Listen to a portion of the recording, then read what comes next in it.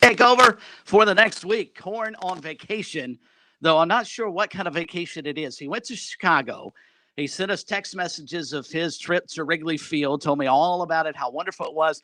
But I've talked to him more today than I do in a typical day when he's supposed to be working. So we shall see. But presumably, Corn taking a well-deserved week off, but we've got plenty of room for you wide open on this Monday evening. Chris Bergen here in Florence. Pat Daniel taking care of us back in our studios in Columbia, back from vacation. And in just a couple of moments, we'll be joined as well, hopefully, by Matt Smith down in the low country of Charleston. If you'd like to be a part of the festivities, we want you on board. We've got plenty to digest and divulge from this past weekend, including the Major League Baseball amateur draft, which is going on as we speak, rounds 2 through 10. Gamecocks, Tigers, recruits, the whole 9 yards being selected. So we'll get into that as the show unfolds. But in the meantime, phone lines wide open on the South Carolina Education Lottery lucky number at 888-898-2525. Again, 888-898-2525 if you'd like to be a part of the program. We've got recruiting for you coming up later in the program. May get into a little NASCAR. Certainly want to get into the Major League Baseball draft for sure. That will be the bulk of the program. Your thoughts on that and an interesting story, if we have time tonight, from fansided.com, asking the question, should Maryland move back to the Atlantic Coast Conference? We'll bring that up a little bit later as the program goes along. And I hear in the distant beyond, my good friend down in Charleston, we say hello to Matt Smith. Smitty, how was your weekend, brother? Weekend was good, and I love that question. I love that debate. I've been saying that for a long time. I know Gary Williams isn't there anymore, and I know Maryland football has changed, and they wear wacky uniforms, but I thought they were a great fit in the ACC and an odd fit at best in the Big Ten. I would totally agree, and I think that's part of the reason that the subject was brought up. Maryland, it's not as if they are the Penn State or Michigan of the Big Ten. I think they fit much, much better into the Atlantic Coast Conference. So if we get some time a little bit later on, I think that might be worthy of debate. We'll get into that. But Pat Daniel back at the controls. Patrick, welcome back, my friend. How was the weekend and the vacation? The weekend was great. Vacation was great. Pawleys Island was beautiful as always. You know, vacations are never quite long enough, though. I'll admit today playing catch-up in the office earlier today was not the most fun. But it's great to be back. I'm glad to talk sports. I've got a week worth of stuff packed in here tonight. Oh, excellent. So Pat will be certainly a part of the program. We'll get back into sports in just a couple of moments. But, guys, I have to tell you about the oddball experience I had this weekend in 3 different locales with regards to restaurant takeout. All right, on Saturday, got up early in the morning because I knew I needed to mow the yard. The Bergen Estate here, as Phil likes to call it, not quite an estate, but certainly the grass had not been cut in a couple of weeks. And with the amount of rain we got from a tropical storm, Elsa, it desperately needed some mowing and tending to. So I thought, you know what, it's going to be 90-something degrees. I need to get up, get moving. And so I went to, and since none of these places sponsor the program, I won't give them free plugs, but I'll give you an idea as you can figure out and fill in the blanks. I went to a fairly reputable fast food locale for breakfast, if you will, and certainly for biscuits, and I'll leave it at that. So I got 2 biscuits for my wife, 2 biscuits for myself, and ran my card through the little scanner and noticed that the young lady who was taking my order had her phone situated about 3 feet from her station where she was taking my order. And I noticed as I put my card in, it wasn't reading properly and nothing ever changed. And I asked her, I said, okay, are you sure this went through? Oh, yeah, you'll get your receipt down at the end. Came back to the house, checked my bank account. I got $14 of free food on Saturday morning because they never charged me for the breakfast. Then Sunday at another reputable fast food restaurant, did you know it's more difficult to order a hamburger with cheese than it is to order a cheeseburger without cheese? Found that out as well. And and I also ordered Chinese food over the weekend. And what I wanted was chicken and shrimp. Ended up getting salmon in my meal. Salmon's fine. I like salmon. I'm okay with fish. But nothing went well. But as it all turned out, I probably made, because one of the restaurants never charged us, I made about $7 or $8 out of the whole transaction. So I'm not terribly disappointed. Got a quick question, Chris. I've Yes, sir. got to tell you, When and you- Oh, go ahead, Smitty. Go ahead. One of you. Okay, awkward silence. Oh, Anyways, I- I have I- to ask you, Chris, with what you're just saying there, when you play golf, I know Corn's done this a time or two. Have you ever been known to kick your ball out if you're in the rough? Improve your lie? No, I'd never do that, Pat. I would never do that. So you went back and paid later then, right? I'm assuming Saturday? Oh, well, of course. Yeah, there you go. I knew you were a good, honest man. There you go. As far as you know, and as far as this restaurant knows, I went back and paid. I felt bad about it. I really did. But I didn't want to get the young lady in trouble because she was more interested in her phone than it was taking my order. So I didn't want to run her underneath the bus, so to speak. So I took the high road, Pat, to answer your question. Good man. I'll tell you, I've had some adventures with customer service myself recently. So we could probably do. I know we got the Major League Baseball draft. Let's turn our focus to that because we could eat up the next 156 on bad customer service in the last couple of years. I love Charleston. I love it. I adore it. I love the weather. I love walking out into the sunshine and being within 15 minutes, of water in every direction. But I guess the level of customer service that you get here in Charleston, because everybody's on their phone, everybody's thinking about windsurfing that afternoon. Okay, they're not really locked in at your local coffee shops here in Charleston. God love you all. I guess a lesson I have learned over the last couple of years, because it's been, and I cut the restaurant industry a lot of slack because I realize it's difficult for them. First off, their job's hard enough as it is dealing with the public. But secondly, because they can't get people to come to work anymore right now. And so staffing is a major, major issue. So I'll cut them some slack. But the one thing I learned over the weekend, Pat, first off, always pay your bills. Secondly, make sure you double check your order. Always. You always have to do that. And I've gotten grief from so many people who've been honked at before. Before you drive away from the little window, you always got to check and make sure your burger's how you want it, or you actually got your French fries or whatever you like buried down in the bag. You always got to do what you got to do. I got to tell you, Chris, I don't think you owe that restaurant anything. I think that's scorekeeper's error. You take the hit and move on. Shrug. They'll even out, right? They'll even out over the course of 162 games. That's the way you got to look at that. Indeed. That's exactly what my wife said. So I listen to her a whole lot more. So, Smitty, that's where we go. Hey, guys. All right, sorry, real quick, go ahead, Chris. You know who I bet would have amazing customer service? And next time I'm in downtown Charleston, I'd like to go have him make a cup of coffee for me. Our valued listener, Sam, down in Charleston, who works at Biddy and Bose in downtown Charleston, I guarantee he will give you great customer service with a smile on his face. If you're listening out there, Sam, we love you, bud. Indeed. All right, 888, if you'd like to be on the show tonight, we've got plenty of room for you. Phones wide open, not about restaurant customer service. I just brought that up as an aside, but 888-898-2525. But, of course, I think many of our listeners have been following as closely as you can. Major League Baseball draft, which got underway yesterday and is continuing through today, and we'll run down the entire list of Gamecocks and Tigers and in-state prospects that have been selected. And I guess probably the place we need to start, though, Smitty, is with the Will Taylor debate, because he has not been selected. And Bubba Chandler, the Clemson baseball prospect and also the Clemson backup quarterback, has been selected by the Pittsburgh Pirates earlier today with the first pick of the third round. And he immediately tweeted out after that selection, "Let's get to work."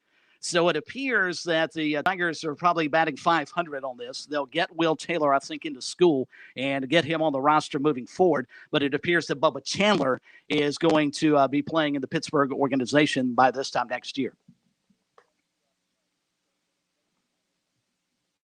Yeah, I think Chandler's moving on. But Pat, did you not send us an alert that Will Taylor, he had been selected, or he had just announced that he's essentially going to stay and go to Clemson? He had not been selected as of then. I'll check now and see if he has in the meanwhile. But he did release a statement. He is staying at Clemson. So Will Taylor will not be going. You had to think he was expected to be a top 15, top 20 pick in the first round.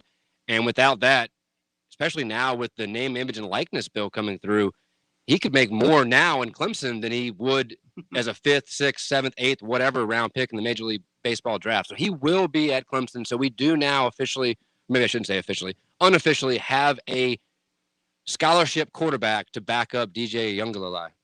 And I know I just said that name wrong. Apologies. Go with DJ. That's what everybody DJ. else up that way is going to anyhow. But you're right. Will Taylor will be at Clemson, and Bubba Chandler is going into the pros. And Smitty, you know this much better than I, having played collegiate baseball. What is draft day like for these young men, and how difficult a decision is that to make? You made a commitment to a college. You want to go play, perhaps in Bubba Chandler's regard, you want to perhaps maybe go try and play two sports. But how difficult is it to say, you know what, it's as much as I like the opportunity to play in college and get my education, that money's really, really hard to overlook. Yeah, I think it's going – and by the way, you should not even reference me as a college baseball player if you're going to talk about the Major League Baseball draft, okay? I was so far from that I had nothing to do with it. But although I did have a couple of friends that were drafted. And if you ask, what must that be like? The Major League Baseball draft is unlike the NFL and NBA draft in any way because, and this goes right to the heart of what we're talking about with Will Taylor. It's about signability. It is about whether these guys, it's about the Major League Baseball draft is all about leverage, right? If you're a third-year player in college, that's when you go because that's probably going to be the highest that you will be drafted because you lose leverage after your senior year of college. And in high school, you may have more leverage than that because you can play the pros against that scholarship. And what it would be like for these guys, I don't know. It would have to be so nerve-wracking because you get a player and he might be a top 20 talent, but if the major league clubs don't see him as signable, as cheap, as we're going to take, we're going to get this guy at the best possible price right now, they might pass on him for somebody. The Rays historically have done this. The Oakland Athletics do this. They pass over some of the big name, high price talent, like Roger Dorn. Dorn's just high price, right? So they pass over the high price talent and they look for the bargains. That's why sometimes you will go back and look, and it's the Major League Baseball All-Star Game is tomorrow, and these rosters are dotted with players that were drafted, in the 22nd round or the 17th round or went to junior college because Major League Baseball is not at all like what we're used to seeing with the NFL and NBA. So if anybody sees like a really good player from South Carolina or Clemson or otherwise going in like the 20th round, it's usually about signability, not talent. With that being said, and I would agree with you, so did Will Taylor give out signals, do you believe? Did he talk with his, people because he couldn't really sign with an agent, but did he talk with people? And certainly when he was visiting with the clubs and saying, look, I'm more interested in going to Clemson than I am getting drafted. Is that why he has slipped as far as he has? I have not seen that anywhere, from a Clemson reporter, but just adding 2 and 2 to get to 4, that's got to have a role here. It must be that Will Taylor was excited about going to Clemson, and he made that known and probably made no secret of it because I think we can all agree, right? This is a guy with first-round talent, but he didn't go in the first round. So I think he just he didn't make his mind up, but let it play out and said, look, it would have to – or he may have let people – See, we've got to be careful. I don't want to say this about Will Taylor. I'm going to take a completely benign example and just say sometimes a player and his family may say to the clubs, it will take this much of a signing bonus to keep me from going to play college baseball. I have no idea if that's what Will Taylor did, but that is something that does take place, the first couple of days of the Major League Baseball draft, which is why you see really good players sometimes head to college, and you see some guys that you thought, you had Monty Lee or Mark Kingston or Gary Gilmore were counting on, and they are off to Rochester. And we've also had – go ahead, Pat. I'm sorry. Real fast. Just earlier, what I was citing was an article first published in the state paper locally, our friend Lou Bajak, and he had a quote directly from Eddie Taylor, Will Taylor's father, saying that Will is all in for Clemson, that he will be not entering or not pursuing a Major League Baseball career at this point, but instead staying at Clemson. And he gave that quote to the state earlier today. And you've also had a couple of recruits that have been drafted here the last day or so. Catcher Joe Mack signed with Clemson and was taken in the 31st pick by the Marlins. Third baseman Cooper Kenny, a USC signee, taken with the 34th pick by the Rays. And, of course, when you're picked relatively highly like that, you're expected to sign pro contract. So we'll try and run through all the guys who have been drafted thus far with South Carolina ties, talking in-state, certainly with the Gamecocks, Tigers, Coastal, and the like, certainly any recruits as well. We'll keep an eye on the draft. Your phone calls certainly welcome here this evening as well as we get moving on a Monday. We're wide open. We can recap the race in Atlanta over the weekend. Found it fascinating. Kyle Busch complained heavily, and he brought up the point that we touched on last week about the drivers not being consulted with regards to Atlanta's repave. He goes out and wins the Xfinity race, and it comes in second yesterday and still has nasty things to say about the changeover. Get into all that. Furman's coach has a new contract, and plenty more to come as we get moving on a Monday. Sports Talk. We're back after this. Hey, folks, mortgage rates have dipped to their lowest levels in recent history, and with home values up in many areas, now may be the perfect time to refinance your home. Whether you're looking to lower your monthly payments, free up cash for home improvements, or just pay off your home faster, a quick call to the one and only Stuart Wingo of Ameris Bank could save you money. If you're looking for competitive rates and exceptional service, call Stuart Wingo. 803-319-1777. That's 803-319-1777. You will save money just like I have so many times over the years. You can also visit him, amerisbank.com/Stuart Wingo. Stuart Wingo, the man with the plan for all your mortgage needs. Enjoy life to the fullest with tasty peanuts that pack a lot of flavor. When it comes to eating peanuts, the research is clear. Peanuts improve your health. Peanuts, a snack that gives back. Crack some open today for a nutritious, sustainable, and earth-friendly treat. Be sure to stop by your local grocery store produce section to pick up a bag of roasted in-shell peanuts. Brought to you by the South Carolina Peanut Board. Visit aboutpeanuts.com for delicious peanut-based recipes. I'm attorney Jim Corbett. I love sports, and I've helped people for over 30 years. Contact me at jim@jimcorbettattorney.com when the insurance company won't pay your claim or you have complicated issues. Some other business causes your business to lose money, jim@jimcorbettattorney.com. When you lose a relative and find out you got cut out of a will or don't get what was promised. When you have serious injury, like from a wreck or mishap or on the job, jim@jimcorbettattorney.com. Stay tuned. More Sports Talk is coming up on the Sports Talk Media Network. There are many things to like about the Carolinas, and one of those is Founders Federal Credit Union Founders Online. The Founders app and using your Founders cards and digital wallets are just some of the perks you'll have at your fingertips. And with over 30 locations, we're always close. Visit RelaxJoinFounders.com or visit one of our office locations to see if you qualify for membership with Founders. Relax with Founders. Services require credit evaluation. Terms and conditions apply. Founders Federal Credit Union is federally insured by NCUA.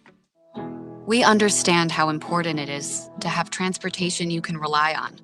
So no matter what the road ahead brings, we'll be there, offering you and your family the support that's made Farm Bureau Insurance a trusted name for nearly 70 years. You deserve more. You deserve a promise. Learn more at scfbins.com. In Irmo, call me, Alex Satterfield, at 803-749-9171. There was just a lack of Black women, business owners, entrepreneurs, creatives. Growing up, I didn't see that. I figured out that I wanted to be a photographer for women of color. I found my niche and I'm sticking to it. Each year, the South Carolina Education Lottery raises millions of dollars for scholarships and grants that help students prepare for their dream career. Just like Kristen, your passion is our purpose. The future of golf is waiting for you at the Players Club. Rain, shine, or after dark, you can enjoy the game of golf anytime at Columbia's Indoor Country Club. The Players Club delivers the most realistic golf experience and offers more than 90 championship courses. Play or practice with the same state-of-the-art full-swing simulators used by Tiger Woods and Jordan Spieth. Visit maincoursesc.com to book a bay and become a player today at the Players Club, part of the Main Course, 1626 Main Street in Columbia.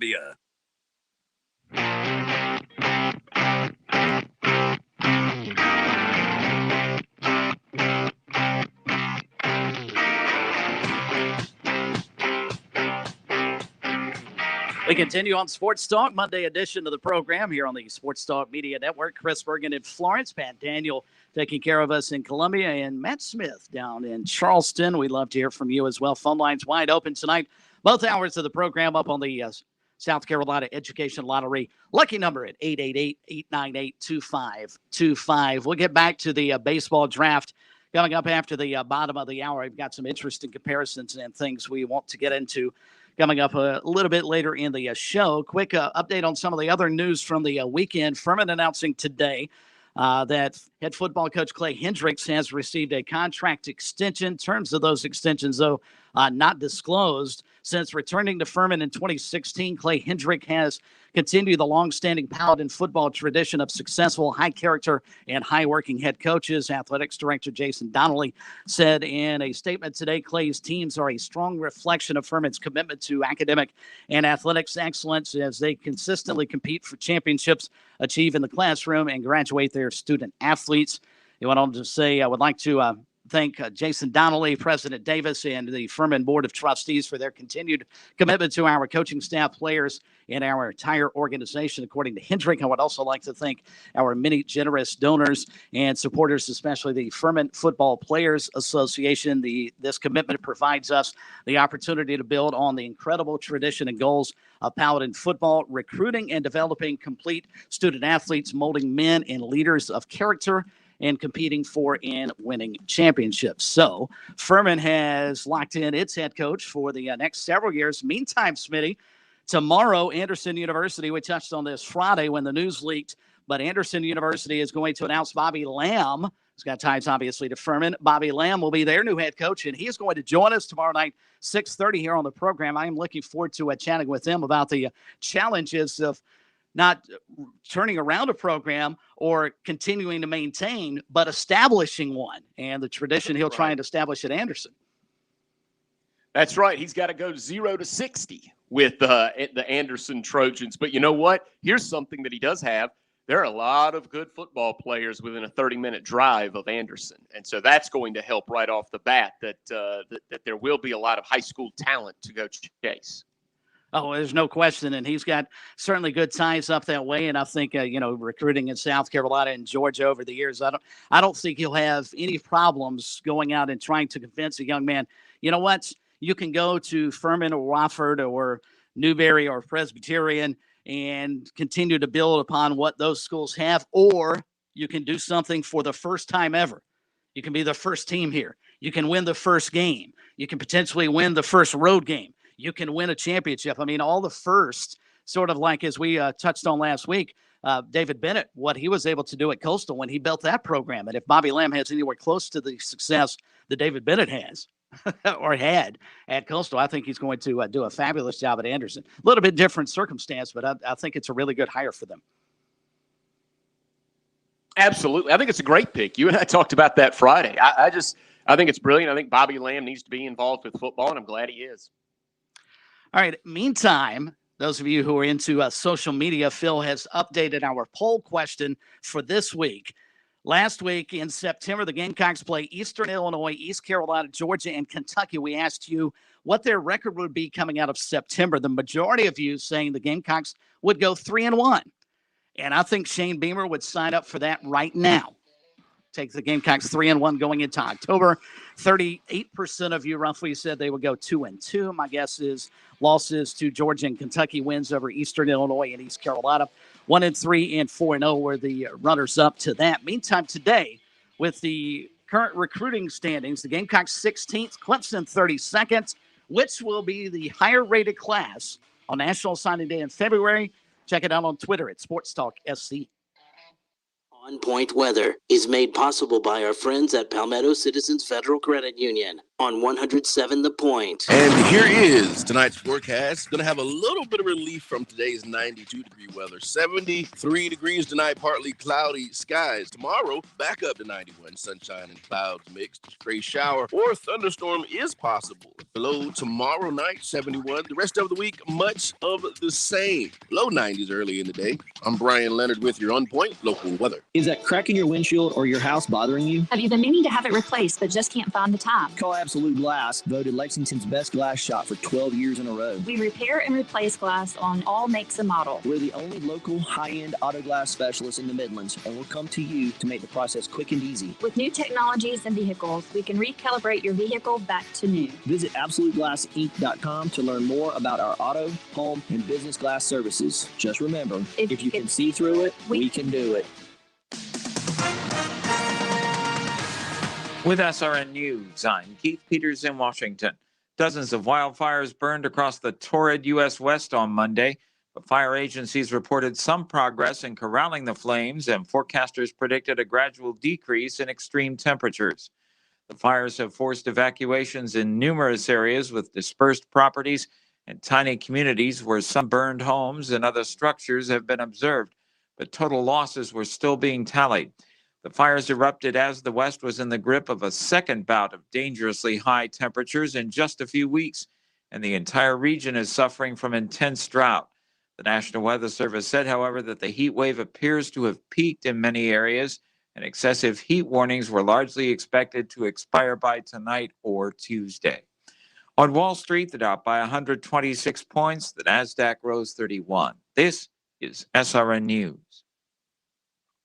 Have you walked around your own home lately? I mean, it is your most valuable financial asset. Have you spotted any cracks in the home's foundation? Now, if you have, don't panic. You call TerraTech instead. Why am I so comfy recommending TerraTech? Well, they check off all the boxes that matter to me. First, they're local. They're family-owned in the Midlands for more than 38 years. More than 10,000 homeowners, just like you and just like me, have trusted TerraTech to restore their homes. TerraTech combines their collective experience of over 150 years of professional service in the foundation repair industry, along with utilizing state-of-the-art products and solutions. TerraTech fixes foundations. They also repair or build retaining walls. They install French drains, and they offer free inspections and repair quotes. They stand by their work, and they can be trusted with protecting your home. And hey, if you don't want to take my word for it, they're also A+ rated by the Better Business Bureau. Find them online, TerraTechInc.com, or call TerraTech 791-8888.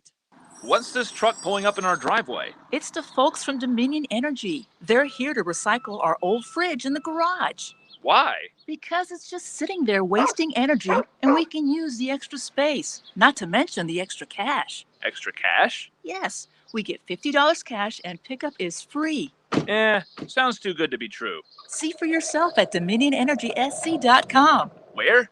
DominionEnergySC.com. Certain restrictions apply. Hi, this is Marsha Kleiman. And I'm Karen Pickard. We're your hosts for The Positive Point on Aging. We'll talk about aging gracefully and senior care every Tuesday morning from 8:30 to 9 o'clock a.m. Join us right here on The Point for The Positive Point on Aging. Brought to you by Oakley Village of Lexington. There's never an HVAC expert around when you need one. Enter the field in less than 6 months with the Midlands Tech entry-level HVAC Tech program. Evening classes just twice a week for a seriously in-demand field in famously hot Columbia. Practical, hands-on labs with instructors who work in the industry. Focus on diagnosing and troubleshooting HVAC issues. Scholarships are available. Learn more at midlandstech.edu or call 732-0432. Tell them you heard it on The Point and get 10% off the cost of the program. All South Carolinians are now eligible for the COVID-19 Dad, you're going to get the COVID-19 vaccine, right? Nah, I don't think so. Why not? I think the vaccines were made too fast. Who knows what they put in that stuff? Dr. Johnson, and he told me the vaccines are safe and effective. Really? I didn't know that. Yeah, Dad. I need you to stay healthy. So can we look into the vaccines more together? Sure. Anything for you, sweetheart. Visit scdheck.gov/vaxlocator to find a vaccine location near you. Time for some Lexington Blowfish baseball. It's the Point Night, Saturday, 17th of July. Want to go? We'll give you tickets. We'll even feed you. Just email me, kev@makethepointradio.com. Let me know you want to go. We'll set you up. Celebrate the Point with the Blowfish Saturday night. Play ball.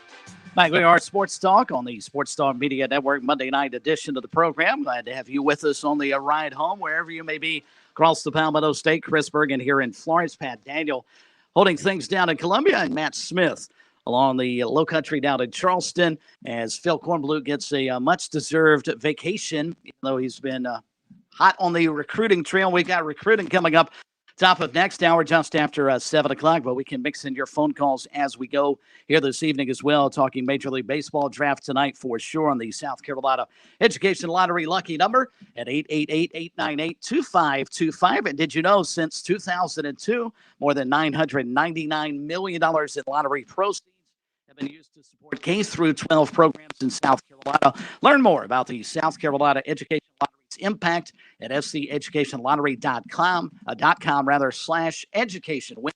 Playing for fun is a win for education. I mentioned the poll question due up on our Twitter page at SportsTalk FC right before we hit the bottom of the hour break, and wanted to recap it just quickly. And again, the poll question this week, according to the 24/7 Sports Composite Team Rankings, the Gamecocks right now are 16th in football recruiting, Clemson 32nd. And so we are asking you which will have the higher rated class on National Signing Day. Now, when Phil put this in, he mentioned February, Smitty, but my guess is most of these kids will sign come December. But nonetheless, how's it going to play out when all is said and done in February? Right now, 77% saying, though, Clemson is 16 slots behind the Gamecocks right now. They will ultimately surpass them. Only 24% saying USC will have a better recruiting class than this out of over 350 votes thus far in a poll question that just went up this morning. And you, Chris, you say what? I would say, I think I lean with the majority here. I think Clemson will pull together the class. Now, the question is if South Carolina is able to hold together this entire class that they've got and maybe mix in a few more. And, of course, Shane Beamer said yesterday he's got another big fish that is evidently jumping in the boats that's supposed to announce on Wednesday. If they can hold it all together, I think Clemson may actually have a better rated class, but South Carolina may not be as far behind as Tiger fans might wish they were. I think it's a remarkable job what Shane Beamer has done thus far. I don't think you can discount what he has done thus far on the recruiting trail. No, he's done a great job. Better than I thought. Better than I certainly would have expected. Especially coming off the situation. It wasn't just that South Carolina was not a winning program at the end under Will Muschamp. It was a mess too. Yeah. It was a mess. Every headline was poor, and I think Shane Beamer's done a brilliant job because he needed to do it this way, create momentum, get some signees in early so that the other prospects could feel that momentum and say, oh, I could go play with this group of guys and truly build something. So he needed that to make those headlines and rattle the cages, and he did that. I think Shane Beamer gets an A+ for what he's done on the recruiting trail so far. I don't know how he's doing it. I don't know what he's selling, but he's obviously these prospects are responding to everything he and his staff are selling. Imagine if they somehow pull together a 7 or 8 win campaign this upcoming year. What is next season's recruiting class going to look like if he's recruiting this well based off what you just said? And I agree with all of it. I don't know what he's selling outside of the opportunity to come in and sort of, as I pointed out with Bobby Lamb, do something that hasn't been done in a while, and sort of turn the page here. But he's done a terrific job in a short period of time building off just sort of a notion, an idea. He's got no foundation in terms of, like Clemson. Dabo can go out and say, you can come here and win national championships. And you can't argue with that because they've done it. Shane Beamer's not to that point. He can't do that at South Carolina. So he's basically selling hope in the future. And to be ranked 16th right now with still a possibility of several big fish out there for them, I agree with you. I think it's amazing the job he has done. What you got, Pat? Let's not forget, too, about Shane Beamer's time recruiting under Steve Spurrier and all the fantastic players, Alshon Jeffrey, Marcus Lattimore, Stephon Gilmore, Devontae Holloman, keep going down the list that he was able to help land with the Gamecocks. Now, yes, recruiting under Steve Spurrier certainly gives you quite the advantage. Especially, he's a nationally known household name. But that was still incredible experience that he was able to get under Spurrier in those years, and he was able to start recruiting nationally. Those players were in state, but he was still able to start recruiting nationally and get his name out there. Obviously, being the son of one of the best college football coaches ever, most highly regarded coaches ever, doesn't hurt either. And then coaching his year spent at Georgia and then his time out at Oklahoma, he was able to use those big programs to gain relationships all across the country. And he has been a phenomenal recruiter for nearly a decade now. Even being the first-time head coach, you got to think the man knows what he's doing. He's able to walk into these recruits' homes and sell South Carolina to his parents. And that certainly at least helps a little bit.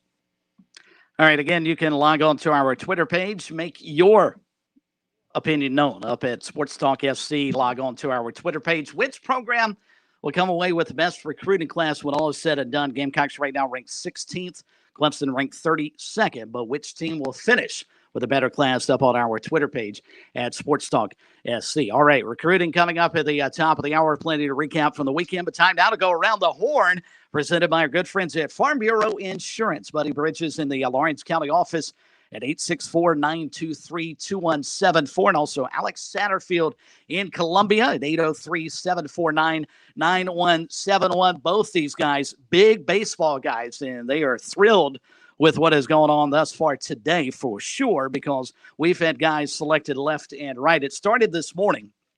Just to get you caught up on what has happened so far today in the 2nd through the 10th round of the Major League Baseball draft, the 11th through the 20th rounds set for tomorrow to conclude things. The first round yesterday, of course, and in yesterday, in case you missed the first round, Major League Draft had Clemson and South Carolina both with a pair of signees being drafted. Catcher Joe Mack, who signed with Clemson, was taken with the 31st pick overall by the Miami Marlins. Third baseman Cooper Kinney, a USC signee, taken with the 34th pick by the Tampa Bay Rays. Of course, when you pick that highly, as I mentioned earlier, both expected to sign, as is the case with Bubba Chandler, the highly regarded recruit for both Clemson baseball and football. He was selected with the first pick of the 3rd round today, 72nd pick overall by the Pittsburgh Pirates. Meantime, Thaddeus Exer, who is a South Carolina recruit, announced a bit earlier today he is planning to come to South Carolina. Never planned on skipping a step, he said. See you in the fall at Gamecock Baseball is what Thaddeus Exer had to say. So it appears he is coming to Columbia. Meantime, Gamecocks had 3 players off their team. Smitty drafted almost in a row.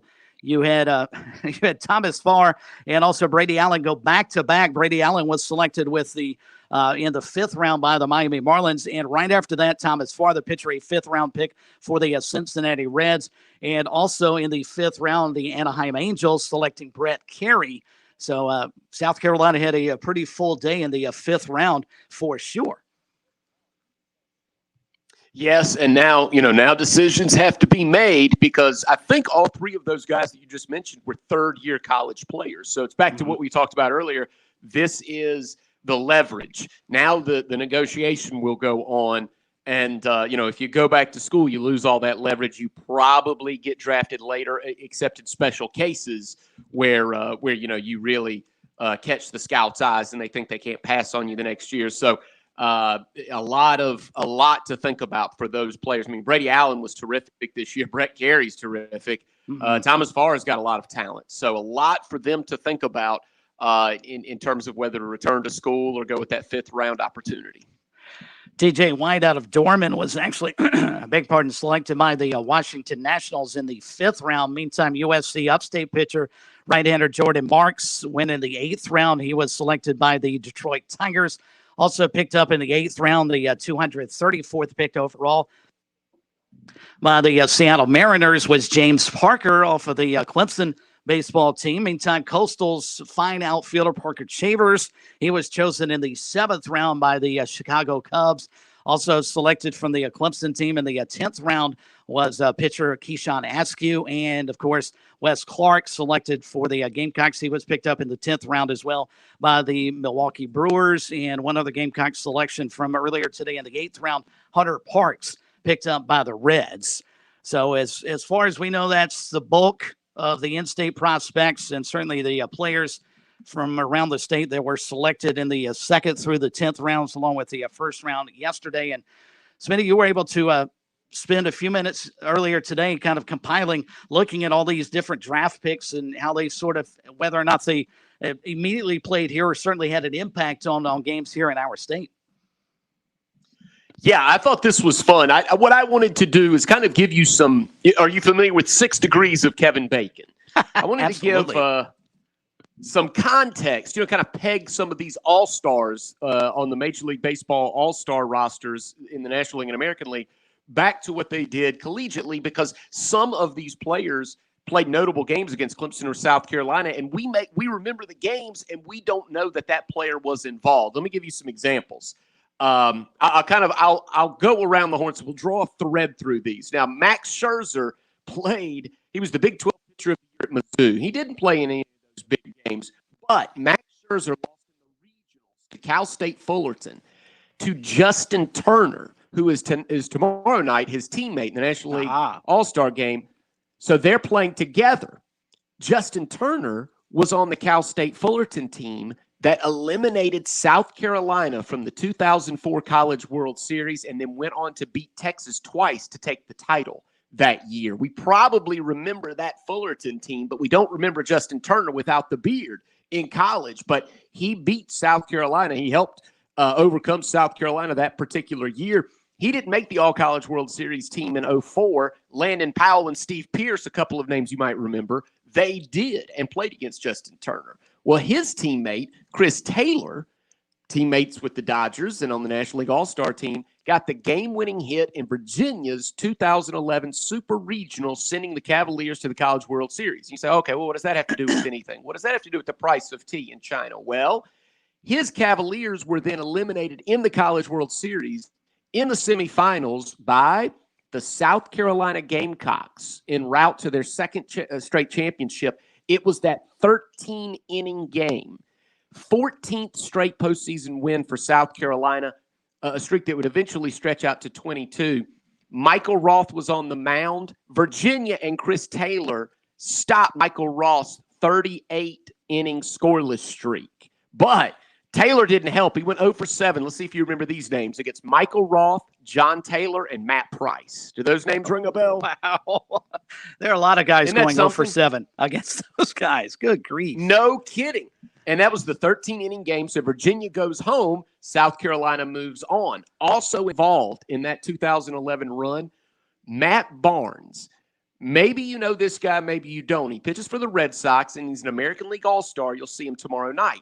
He was also the 2011 Big East Pitcher of the Year at UConn. You will absolutely remember this, Chris. They were in the Clemson Regional with Coastal Carolina in 2011.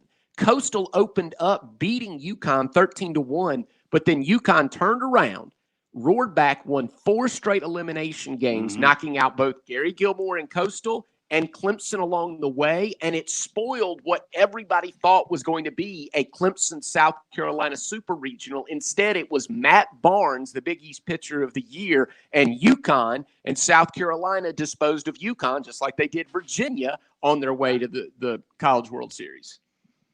Some fascinating stuff. You want to talk about 6 degrees of baseball separation. That's good stuff. And we've got more. Tomorrow night, Barnes is going to be throwing to Mike Zunino. And SEC fans probably remember him. He's now the catcher for the Braves. He was the Golden Spikes Award winner at Florida, where he led the Gators to 3 straight College World Series appearances, including, the 2011 final, where he and the Gators fell to the Gamecocks.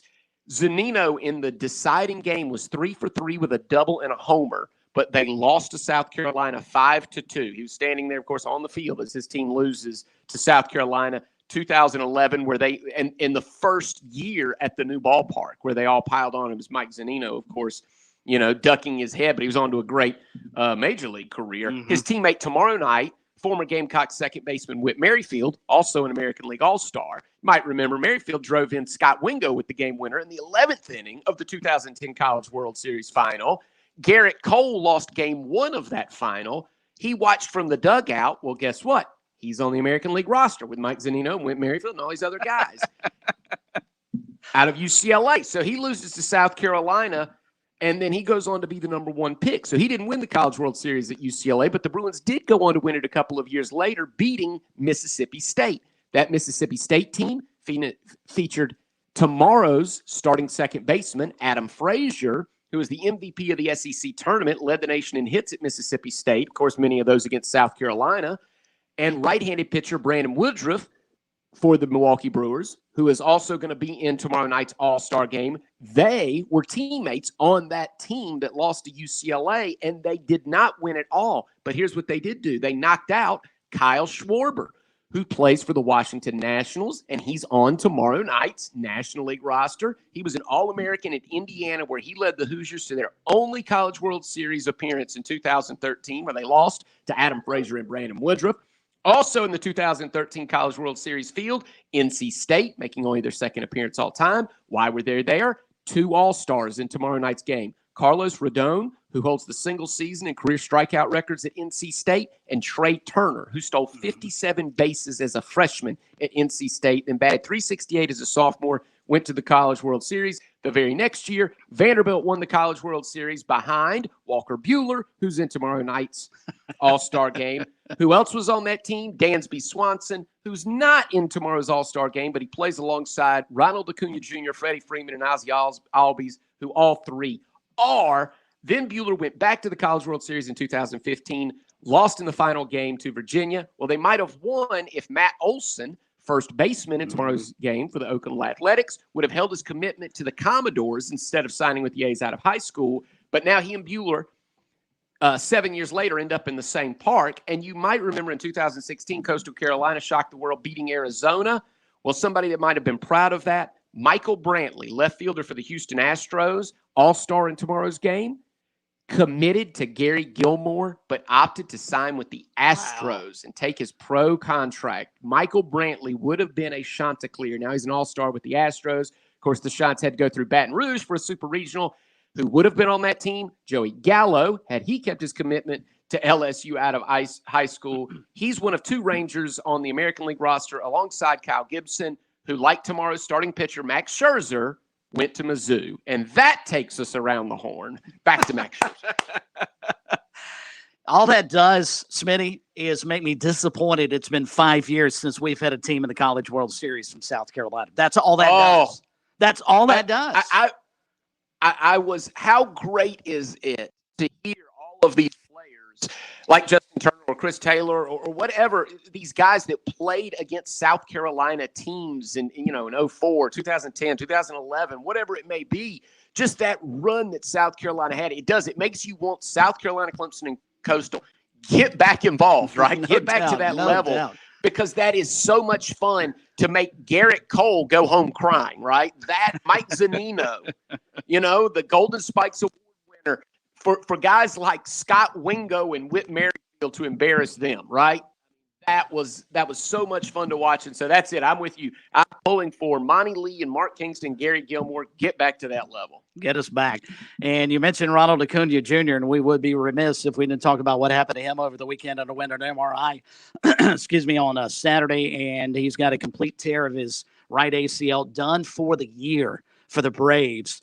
Had to be carted off the field after making a catch in the outfield. And there are reports he may miss the next 9 to 10 months for Atlanta. And you want to talk about, that's about as devastating a blow, not just to the Braves, but to Major League Baseball. This is one of the fun kids to watch. Acuna, whether or not you're a Braves fan, doesn't matter. If you watch and like watching Major League Baseball, that kid's worth the price of admission every day. And to see him out of the lineup for the rest of the year, it's going to kill Atlanta's chances, I think, to run down anybody in the East. But just is going to devastate Major League Baseball with him not playing. Absolutely. And baseball needs more like that. So let's see, Chris, you will remember guys like this from growing up in your era. And I remember wherever I was, if I'm just I'm in a restaurant, we're on our way to the table, Gary Sheffield's batting, I'm watching. Mike Piazza's batting, Barry Bonds, Ken Griffey Jr., Ichiro.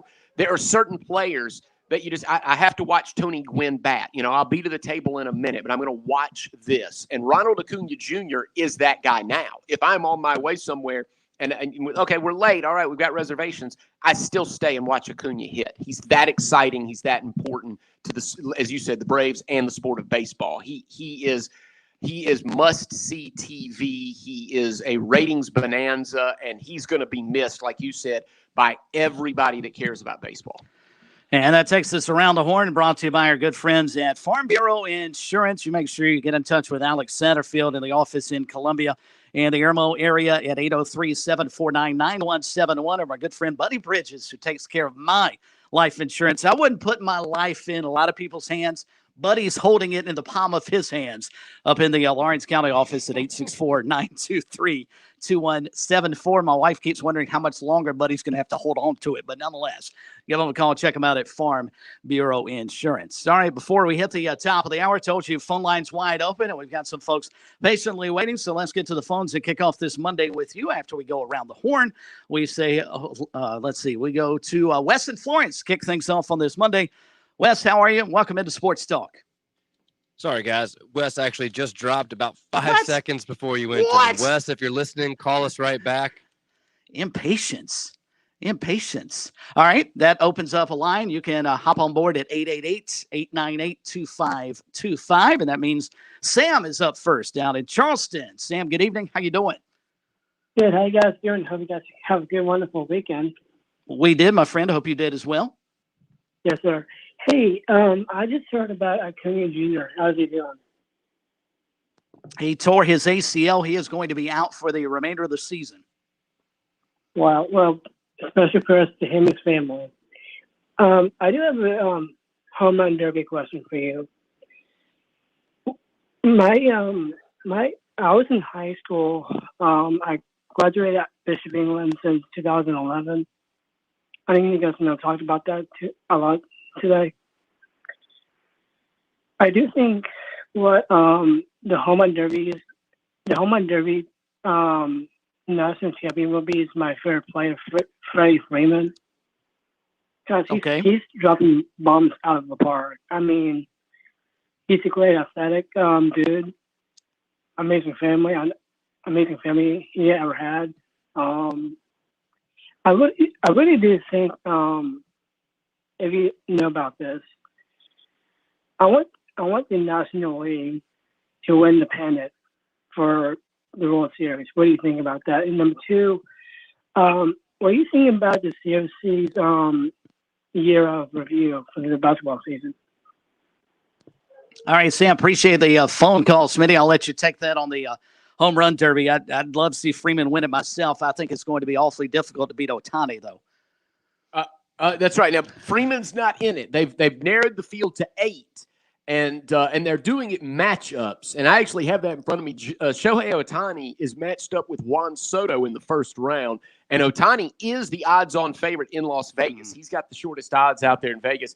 Joey Gallo against Trevor Story in the second round. Now, Trevor Story's on it at his home park, which is interesting there at Coors Field. Matt Olson, who we had talked about, he's an Oakland Athletic, against Trey Mancini. They're matched up against each other. And the Kansas City Royals catcher, Whit Merrifield's teammate Salvador Perez against Pete Alonso. Alonso is the defending champion. No home run derby last year, but he won the last one we had back in 2019. So he kind of knows how to pace himself. I think the home run derby, I think experience matters. You see those guys out there. You have to know how the scoring works. And I don't know how hot it's going to be at Coors Field. Probably not that hot. And there's always a tap nearby at Coors Field, I guess, to cool off with. But Shohei Ohtani is your odds-on favorite, but watch out for Pete Alonso because he does know how to win this thing.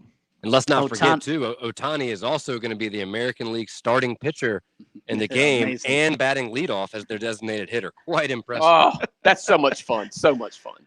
33 home runs already for him. He's on pace potentially to hit 70 this season. I mean, he's having a remarkable season. If we get a moment, Stephen A. Smith may have stuck his foot firmly inside his mouth talking about Ohtani as the face of baseball, despite the fact he has to use a translator when he does interviews. We'll try and delve into that a little bit later on. More of your phone calls, but up next, we'll get into recruiting from the weekend. We do that, open up the second hour of Sports Talk. Local in the morning, afternoon, and evening. Columbia's local talk radio experience. 107 The Point. MakePointRadio.com. The Point. The Point. WQXL Columbia, W264DF. Grills, outdoor kitchens, fireplaces. Summer sizzle starts with Bart. This is 107 The Point. Breaking news this hour from townhall.com. I'm Keith Peters.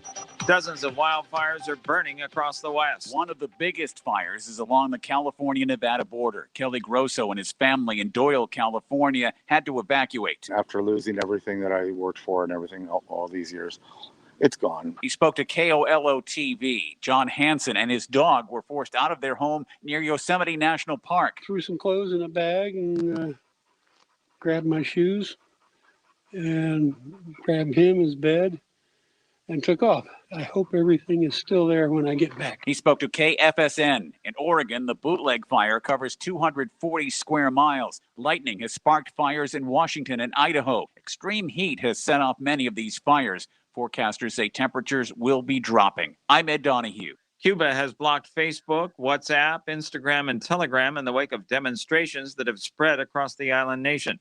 White House Press Secretary Jen Psaki says the U.S. had nothing to do with the Cuban protests. There's every indication that yesterday's protests were spontaneous expressions of people who are exhausted with the Cuban government's economic mismanagement and repression. And these are protests inspired by the harsh reality of everyday life in Cuba, not people in another country. The demonstrations in Havana and other communities around the tightly controlled country marked some of the biggest displays of anti-government sentiment in decades, and authorities appear determined to put a stop to them.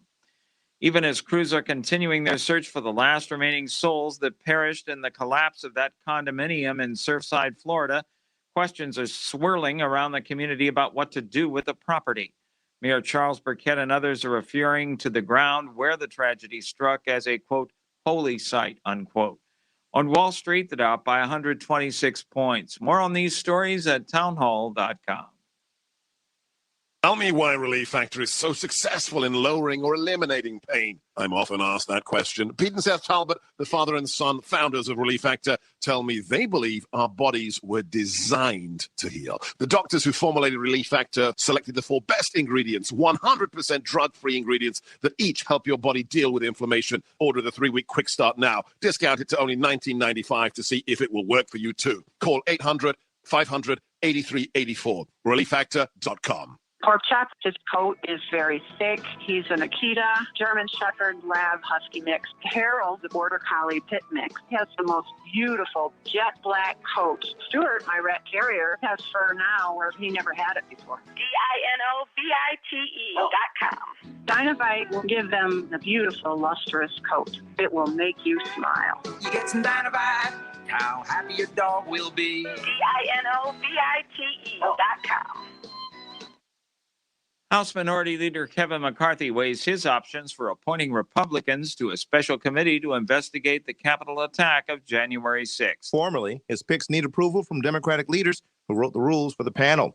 And internally, they can't alienate one faction of McCarthy's conference or another, which could threaten his chances of becoming Speaker if the House flips in next year's midterm elections. Also, a number of lawmakers say they're simply not interested in being on the committee. Congressman Andrew Garbarino of New York says, quote, the best any Republican participants can hope for is to push back on whatever partisan divisive claims Democratic members make throughout the process. Bernie Bennett in Washington. Volvo Trucks North America says some striking workers have crossed picket lines at a southwestern Virginia factory as the company plans to restart production. Spokesman John Meese wouldn't say how many United Auto Workers members went inside the factory in Dublin, Virginia, near Roanoke. News and analysis at townhall.com. I'm Keith Peters in Washington. On Point Weather is made possible by our friends at Palmetto Citizens Federal Credit Union on 107 The Point. And here is tonight's forecast. Going to have a little bit of relief from today's 92-degree weather. 73 degrees tonight, partly cloudy skies. Tomorrow, back up to 91. Sunshine and clouds mixed. A stray shower or thunderstorm is possible. The low tomorrow night, 71. The rest of the week, much of the same. Low 90s early in the day. I'm Brian Leonard with your On Point local weather. WQXL Columbia, W264DF. Grills, outdoor kitchens, fireplaces. Summer sizzle starts with Bart. This is 107 The Point. Please press button now. No, number 1.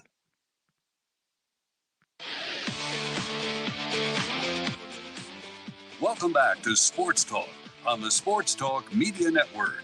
You can reach the guys with the South Carolina Education Lottery lucky number. 888-898-2525. That's 888-898-2525. Now back to Phil, Chris, and Pat with the second hour of Sports Talk on the Sports Talk Media Network. And we continue on a Monday here on Sports Talk Media Network, coming to you from all parts of the Palmetto State, the PD, the Midlands, and Low Country. Chris Bergen, along with Matt Smith and Pat Daniel. You're welcome to be a part of the festivities. We've got room for you tonight on the Sports Talk South Carolina Education Lottery lucky number at 888-898-2525. Again, 888-898-2525. Spent the bulk of the opening hour going around the horn and talking Major League Baseball draft, got into the home run derby, and plenty more from the first hour. We'll carry that discussion over here into hour number 2. Recruiting coming up in a couple of moments as well. And I posed this question at the outset of the program. Smitty, I'll let you ponder on it a few more moments, and we'll get back into this. And for you Clemson fans, this might be something to think about as well. Should Maryland football go back to the ACC? We'll do that here in just a little while, but we bring you, as we do every night here on Sports Talk, the recruiting report brought to you by our friends at Seawells. And if you didn't make it over the weekend and you're hungry, looking for a place to eat, why not go to Seawells? You've heard Phil talk about the meat and meats. I love it when he talks about the meat and two, but he talks about the meat and meats. You can get some meats and a side of meats and then a few more meats at Seawells. And I every time I listen to him, Pat, and Smitty, it's about this time when we do recruiting, and there are occasions I have not had dinner, and I hate the recruiting report for that reason and that reason alone. because I love how Phil plays up Seawells, and it's well worth your time as well. Seawells family can handle all of your planning and catering needs at their facility just off Rosewood Drive, or just come into the venue, check it out. So you might want to use it for a wedding reception, birthday party, corporate outing, or more. You can visit their website at SeawellsCateringSC.com or give them a call at 803-771-7385. Again, 803-771-7385. And the Gamecock football fans, they also have parking slots available as well for USC home football games at Seawells. As we give you tonight's recruiting report, also recruiting available up on our website at SportsTalkFC.com. As we touched on in the opening hour, the Major League Baseball draft resumed today with Clemson quarterback signee and right-handed pitcher prospect Bubba Chandler being selected by the Pirates with the first pick of round number 3. That was the 72nd pick overall. Chandler responded with a tweet that read, quote, "Let's get to work," indicating he plans to sign with the Pirates and will not enroll at Clemson. The Tigers' other quarterback baseball combo signee, though, outfielder Will Taylor, remains undrafted and reportedly plans to stay in school and play baseball and football for the Tigers. He did enroll earlier this summer. USC signee out of Florence Darlington Tech, right-handed pitcher Hunter Parks, was taken in the 8th round by the Cincinnati Reds. Clemson and South Carolina each had a 2021 baseball signee drafted Sunday night in the opening round of the Major League Baseball draft. Catcher Joe Mack signed with Clemson and was taken with the 31st pick by the Marlins. Third baseman Cooper Kenny, who was a USC signee, was taken with the 34th pick by the Rays. Both of those players are expected to sign their pro deals. Meantime, across the board, the Gamecocks had, and as did the Tigers, had several current members of their rosters selected in the 10th round. The Gamecocks had slugger Wes Clark selected by the Milwaukee Brewers, and for the Clemson Tigers in the 10th round, pitcher Keyshawn Askew was picked up by the New York Mets. In the 7th round, outfielder Parker Chavers of Coastal Carolina, he was selected by the Chicago Cubs. Meantime, in the 8th round, out of Clemson, James Parker was picked up by the Seattle Mariners. USC upstate pitcher in the 8th round, the selection goes to Jordan Marks, the Detroit Tigers, picking up Marks out of USC upstate. TJ White of Dorman High School was selected in the 5th round by the Washington Nationals. Also in the 5th round, a trio of Gamecocks. Brett Carey selected by the Anaheim Angels. Brady Allen selected by the Miami Marlins, and also Thomas Farr drafted by the Cincinnati Reds. And Thaddeus Ector, an outfielder signee for the Gamecocks, tweeted out a bit earlier today that he plans to come to USC as he has not been yet drafted, saying never planned on skipping a step. See you in the fall. And so that's a little bit of the News around the Major League Baseball draft. Meantime, on the football recruiting front, USC coach Shane Beamer put out a commitment alert yesterday with his welcome home tweet. According to a source to SportsTalk, the prospect is expected to announce on Wednesday and wants his identity protected until he releases his news. The source said the prospect will be one of the highest rated commitments in the Gamecocks 2022 class, if not the highest rated commitment. This private commitment means the Gamecocks have filled 18 of their available 25 slots for the 2022 class. Clemson is in the top 5 with safety Zion Branch of Las Vegas. He also named Alabama, Southern Cal, Oklahoma, and Ohio State on his short list. He took official visits to Southern Cal, Oklahoma, and also Ohio State in June. He is scheduled for official visits to Alabama November the 5th, and also to Clemson on November the 12th. He's rated a 4-star and ranked the number 4 safety nationally and the number 1 prospect in the state of Nevada. Clemson is also in the top 10 with 4-star defensive tackle Hero Canoe of Rancho Margarita, California. And Smitty, I'm not sure what I like better, his name itself, Hero Canoe, as a defensive tackle, or the place in which he calls home, Rancho Margarita, California. That sounds like something that would have been made up for a music video. You run it right across live from Rancho Margarita. That is like right out of, like, if Corona had a headquarters. It would be there, right? It'd be there. I don't care who else Dabo Swinney's able to reel in his recruiting class. He's got to get this guy, though. He's got to put. Yeah, we need this guy in our state, and somebody get them a minor league franchise. Yeah, absolutely. The Rancho Margarita, gosh, there's some limes. I mean, there's so many different options that they could have. The shooters. Absolutely love it. The salt shakers. I mean, there's so many different things they could be. But anyway, the others on Hero Canoe's short list include Oklahoma, Alabama, LSU, Washington, Texas, Southern Cal, Georgia, and Ohio State. He's already taken officials to Georgia, LSU, Notre Dame, and Texas A&M. USC is in the top 7 with 3-star linebacker Tyler Banks of Crewe, Virginia. The others on his list are Ole Miss, Kentucky, Virginia Tech, California, Vanderbilt, and Michigan. He has visited Vanderbilt, Michigan, and Virginia Tech, all of those visits occurring in June. Clemson and USC making the cut to the final 12 with 2023 5-star linebacker Drake Bowen of Maryville, Indiana. He also named his Dandy Dozen of Notre Dame, Tennessee, Michigan, Indiana, Virginia Tech, Ole Miss, NC State, Auburn, Texas A&M, LSU, and, of course, Clemson and USC. In June, Bowen visited Clemson, Notre Dame, Michigan, Tennessee, Ole Miss, Alabama, Auburn, and LSU. Last season, he had 80 tackles with 13 tackles for loss and 5 sacks.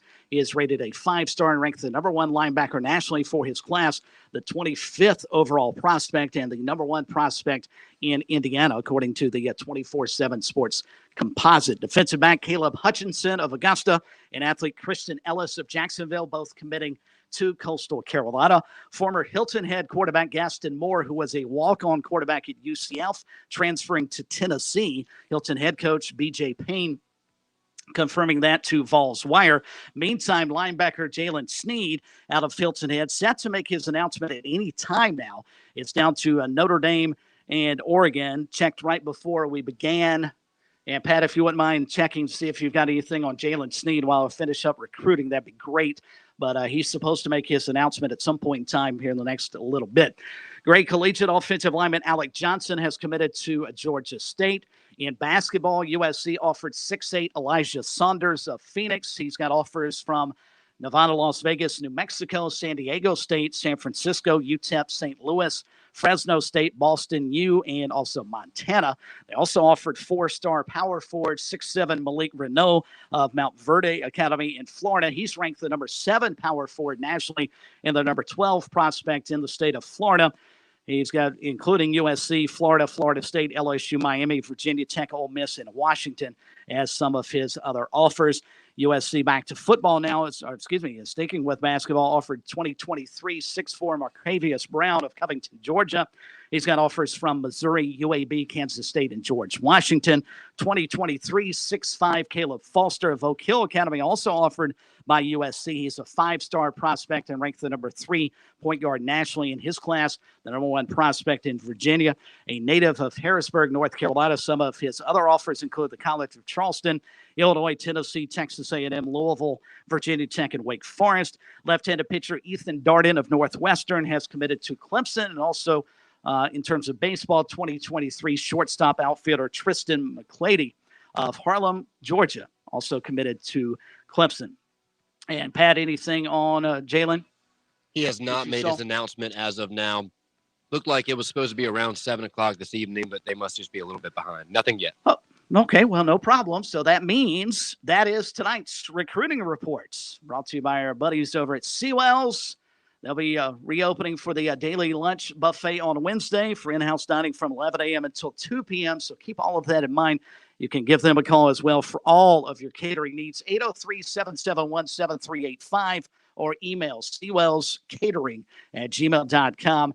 And they are going to be permitting tailgating on their property. So Gamecock fans right across the street from Williams-Brice Stadium, this is the perfect spot for you. They've been there for 70 years. They're not going anywhere. They've got great food, great parking.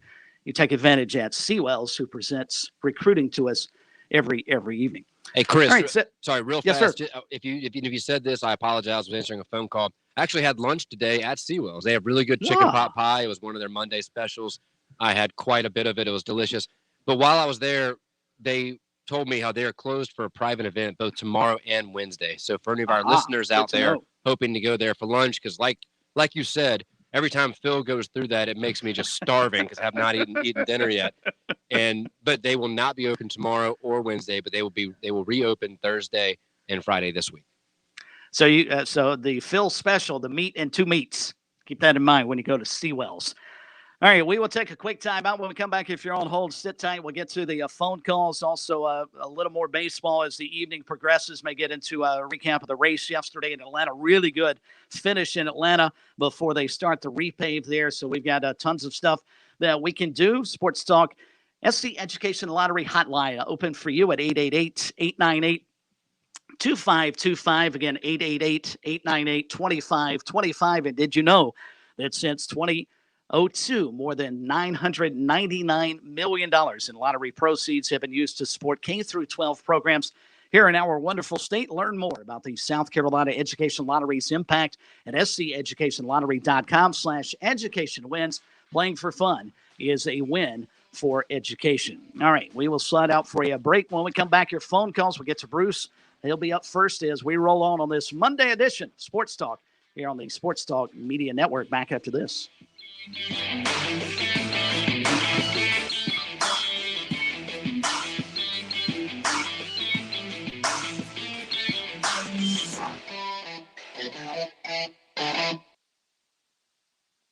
Hi, this is Phil Kornblut of Sports Talk here with Major Billy Downer of the Department of Natural Resources. What words of wisdom do you have for those hitting the water this summer? Phil, collisions can be prevented easily if every vessel operator fulfills 3 major responsibilities. 1, practice good seamanship.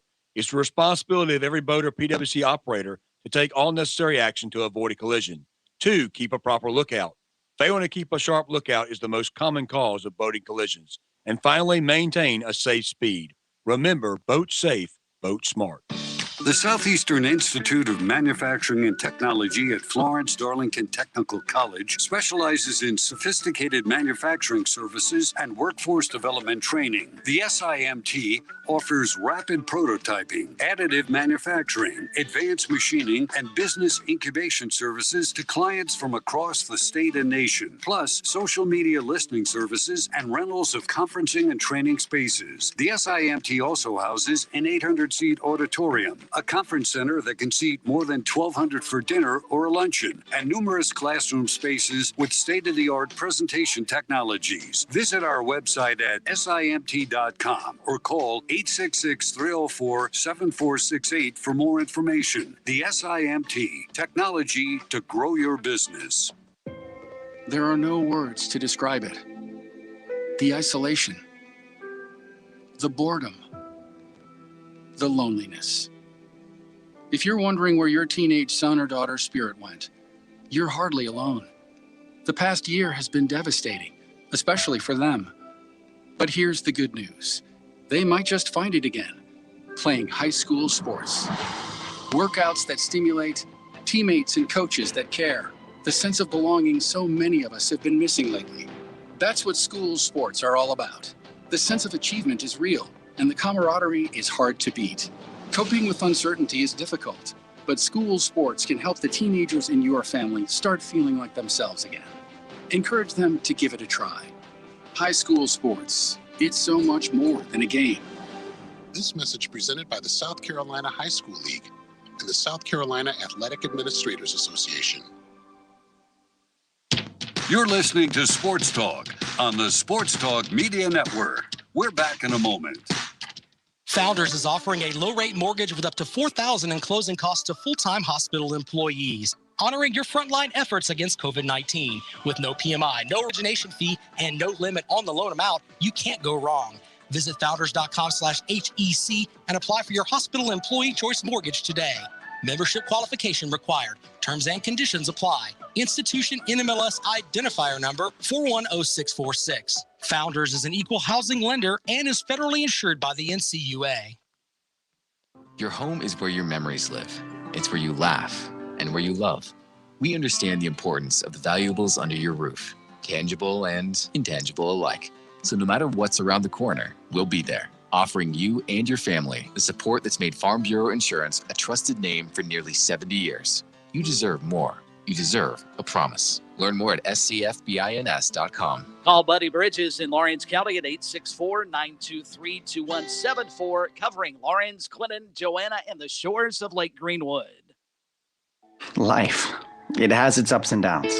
Sometimes it's little things like hitting every red light or dropping your cell phone. Maybe it's the bills, rent, or pressure at work. But when it comes to the South Carolina Education Lottery, you should never feel like playing will solve everything. The lottery is a game. It's played for fun. So set a dollar amount. Expect not to win and make sure responsibilities, family, friends, and work come first. Visit playresponsiblysc.com.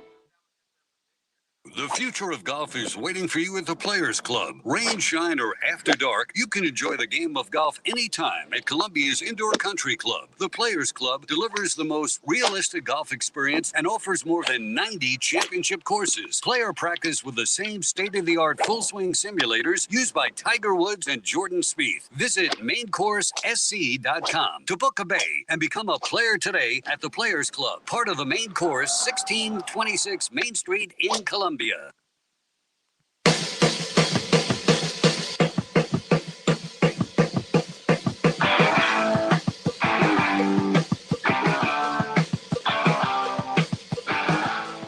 And we roll on Sports Talk, Monday edition of the program. Chris Bergen alongside Pat Daniel and Matt Smith. Want to hear from you tonight as well. Jump on board the South Carolina Education Lottery. We'll get to Bruce in just a quick second, but linebacker Jalen Sneed of Hilton Head within the last couple of minutes to wrap up our recruiting report has committed to Notre Dame. He'll be a Fighting Irish as opposed to going out west and playing for the Oregon Ducks. So Jalen Sneed of Hilton Head wrapping up our recruiting report tonight with a commitment to Notre Dame. Back off to the South Carolina Education Lottery hotline as we say hello to Bruce. You're up next in Columbia. Bruce, how you doing this evening? I'm doing just fine, guys. Appreciate it. Can you hear me? Yes, sir. Hear you just fine. Okay. Appreciate you taking my call, and y'all doing a fine job again today. Just had a kind of an unusual request. I don't know if y'all take requests or not. We'll spin the hits. What you want us to play? Well, I don't know. Y'all were talking about Phil at Seawells and what he does with the meets, and remember that day I called in and compared his parking lot commercial to the Bass-O-Matic at Saturday Night Live with Dan Aykroyd? I'm requesting that call. I mean, that commercial that he did on the parking lot that night, because it was priceless. And just to have a little fun. We don't hear his voice today. I mean, while he's gone, and we might want to, people might want to hear his voice, do a commercial. All right. I don't know Pat, if y'all can you do that or not. Well, I was going to ask. Pat's the guy that could take care of that. Pat, can you reel that in for us? Can you go to our long lost dedication line for Bruce? Tonight, just sometime, just sometime. Just y'all are there without him there, and I think it'd be a good little deal to play his commercial there with Seawell's parking lot. I bet we can make that happen for you. And if you'll hang on with us after we drop you from the air and you and I can speak momentarily off air, I bet between the two of us we could figure out roundabouts the week or so it took place, and I can pull that audio. Absolutely. Okay, I don't remember that now. So you're saying it might be a guys. wild goose chase. We'll try. We'll do our best. 1 second. But it doesn't have to be tonight. That's what I'm saying. All right. Cool. Thank you, guys. Bruce, Doing a thank good you, job. Bruce. I appreciate that. Thanks for the phone call. All right, so Pat's got his work cut out for him, Smitty. That's the first for me. I've been doing sports talk radio for a long, long time. I've never heard anyone actually request, and that's not just to Phil as a compliment. That's also a plug and a feather in the cap of Seawells. That shows you how important Seawells is to what we do here. That we've got listeners now requesting the commercial, not the food, just the commercial that Phil Just did. to hear it. Just to hear about it. Just tell me about it. Just talk me through it. It's like that time when we were poor when I was growing up and I didn't get a bicycle. I got a picture of a bicycle. That's what Bruce is looking for. Oh, that's terrible. That really happened? Oh, yeah. Oh. Rough childhood, Chris. Rough It must have been. It must have been. We've turned out okay. So what doesn't kill you makes you stronger, right? Yeah, we came through it. Yeah, I'm glad to hear that. All right, folks, you can take Bruce's spot as the phone lines open up for you on the South Carolina Education Lottery lucky number at 888-898-2525. Again, 888-898-2525. Mentioned this at the top of the hour, and Smitty, just quick thoughts on this. I saw a story today on fansided.com. And the question was, should Maryland football go back to the Atlantic Coast Conference? Wasn't asking all the athletic departments, all the athletic teams, rather, at Maryland, just football. It's written by Austin Lloyd. It's a rather lengthy piece, and he lays out the reasoning behind it. But his point is Maryland football is not good right now, and it's showing no signs of improvement for the foreseeable future. This is especially so for as long as they will be playing in a conference that is head and shoulders above them, a.k.a. the Big Ten. So reading between the lines there, Austin Lloyd believes they'd have a better chance of success dropping down to the ACC because in his mind, it's not as good as the Big Ten. I don't know top to bottom that I can argue that point. Big Ten doesn't have Clemson, but they've got Ohio State. So, but what do you think? Is it time for Maryland to go back home after journeying through the woods for, 15 or so years in the wasteland of the Big Ten? Well, I would, for me, I would attack this from a very different angle. To me, it has nothing to do with the Big Ten or the ACC's level of competition. That wasn't what I was thinking at all. What I think college football did, and I understand, we don't have to, to relive this. We all remember the mad dash to expansion, and it was all about television footprint, right? That's why Syracuse and Boston College are in the ACC right now. I thought it was a mistake at the time, and I still do, that some of these conferences overexpanded their geographic footprint. I think Maryland and the ACC were both better served when they were together. Now, I know Maryland this was not about competition when Maryland left. If we think back on this, Maryland was in a lot of financial trouble as a university, and they made the move to the Big Ten because the Big Ten was offering the bigger payout. And I still think they do offer a larger payout for their football members. So that's what that move was about. But now let's just assume Maryland's back on solid footing financially. I think the ACC makes a lot of sense. I don't know that the ACC wants Maryland back. I don't know what they would necessarily bring to the table. But to me, it was always a better fit. And to me, it's for this reason, Chris. I like friction in sports. I like it when West Virginia and Pitt are in the same conference and they don't like each other and their fans don't like each other. And I like it in ACC basketball when North Carolina plays Duke and Wake Forest and NC State and Clemson, and they all don't like each other. I like friction. I like rivalries, and I thought Maryland was a much better fit in the ACC for that reason. Not necessarily about competition. It was about a game that I wanted to watch because these two teams didn't like each other. And I think if you will go back through your Rolodex and think of all the great Maryland games that you draw to and will gravitate towards, they were basketball games, not football games. Back after this on Sports Talk.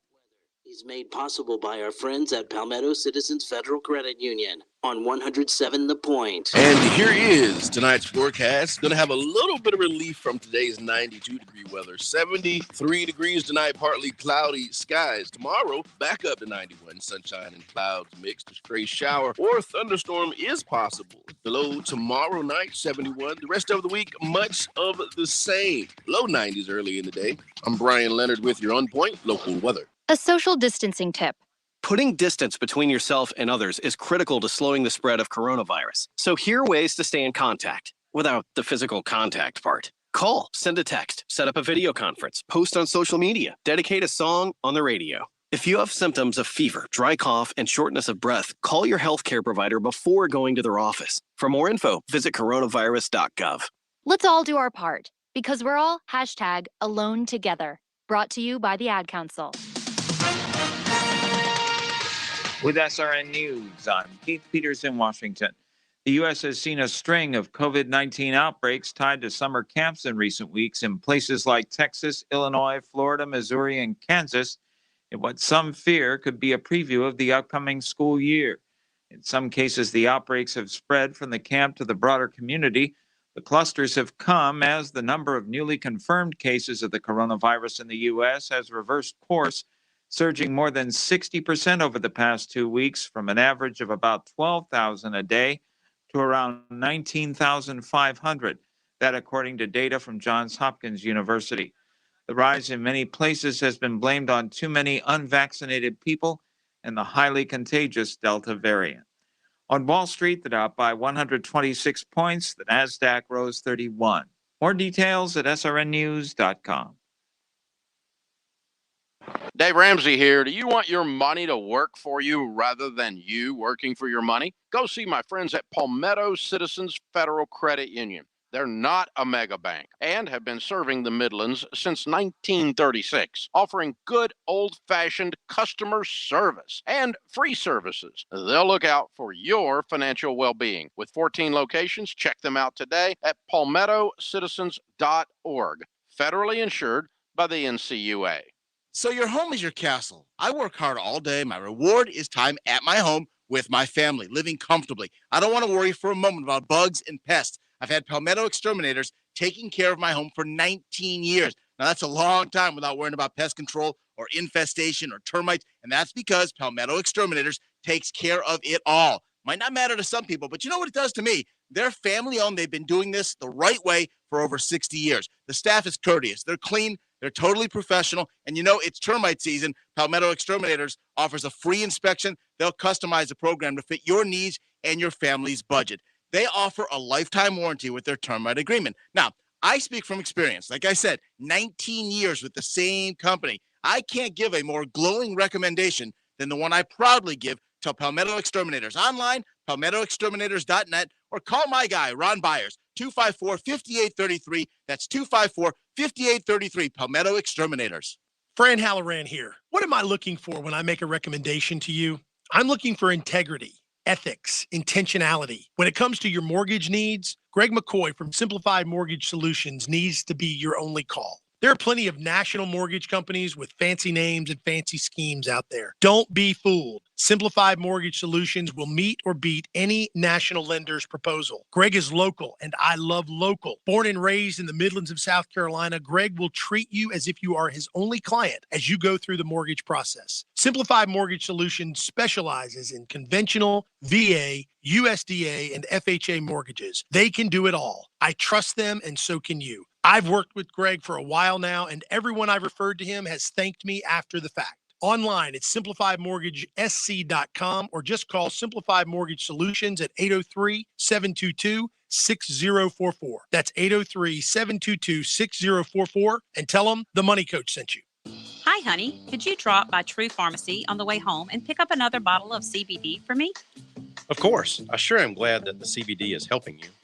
Yes, on my last visit to True Pharmacy, the pharmacist answered all my questions about CBD, got me started on a good dose, and I'm feeling much better. I sure am glad we found True Pharmacy. Their staff is awesome, and they always take the time to care. True Pharmacy, located on Charleston Highway in West Columbia and Divine Street across from Bureau High School.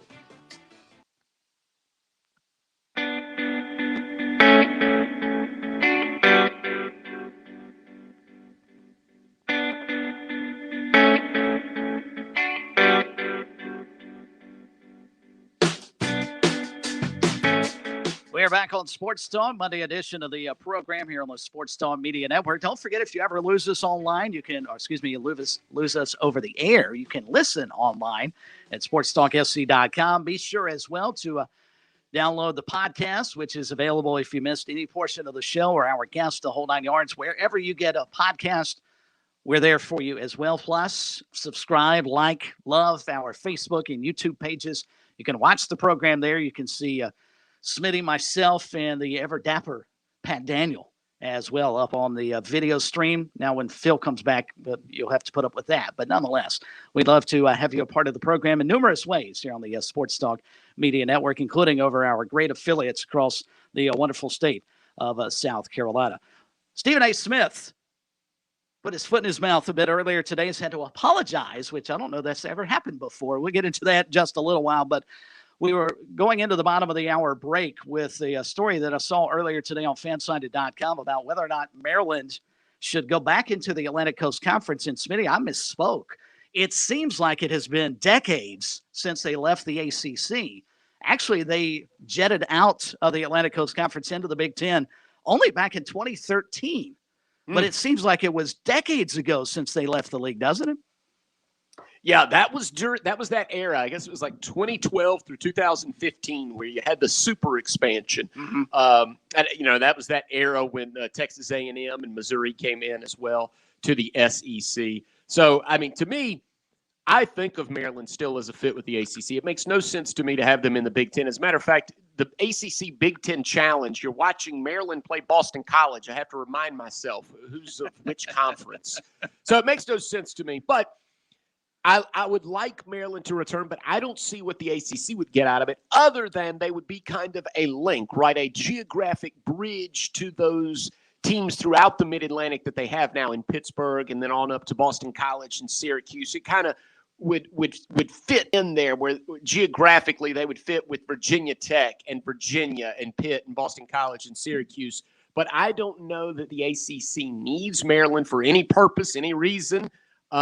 But I will just say that I liked it better, but I don't see that invitation forthcoming anytime soon because I think the ACC likes where it is, not only with its current membership, I think they're just so busy courting Notre Dame.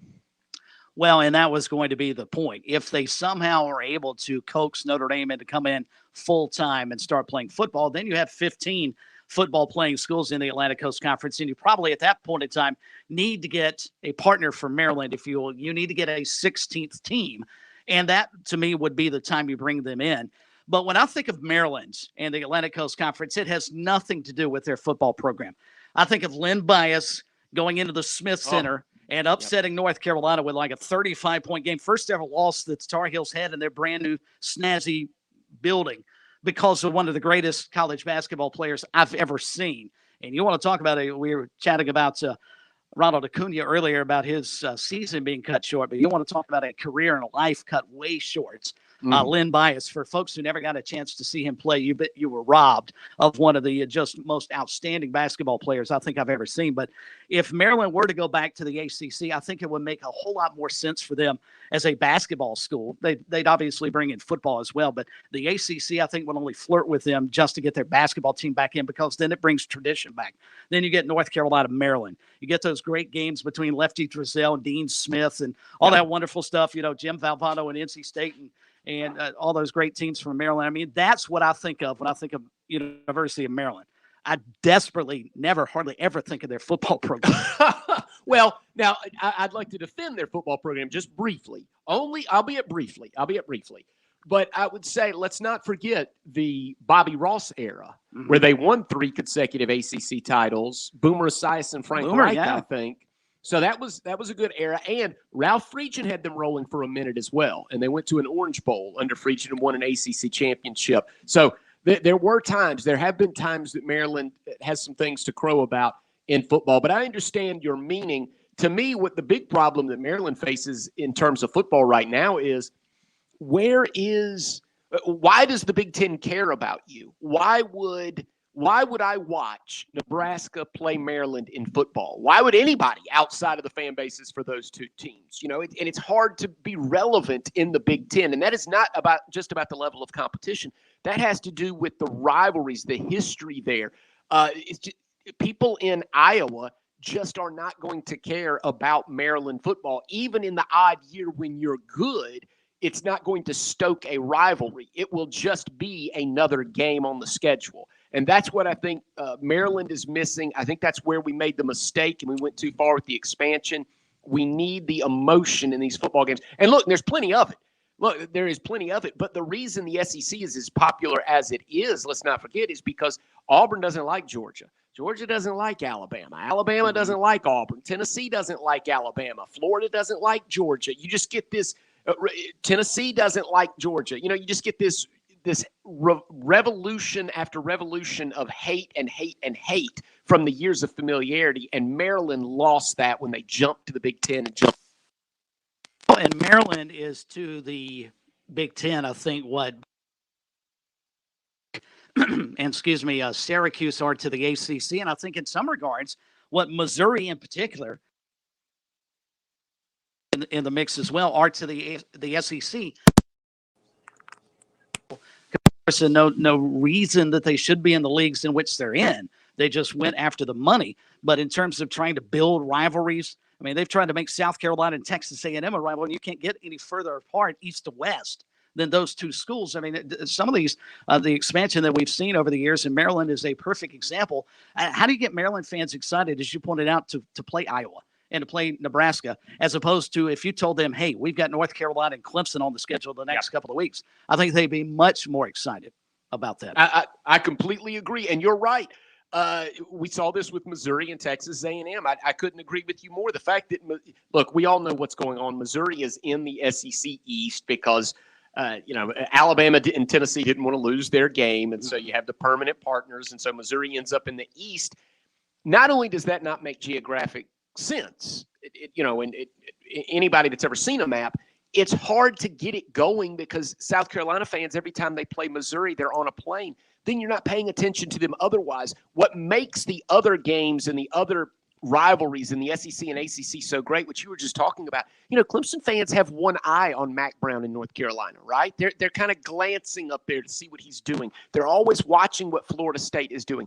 South Carolina fans, Missouri fans, they aren't watching each other. Maryland is not recruiting against Penn State necessarily. They're not that far apart, but they are just coming from different worlds and backgrounds, and they just are not recruiting against Nebraska. They're not recruiting against Ohio State. So you don't have that 365-day-a-year rivalry the way you do when the conferences are tight and when the rivalries are at their best.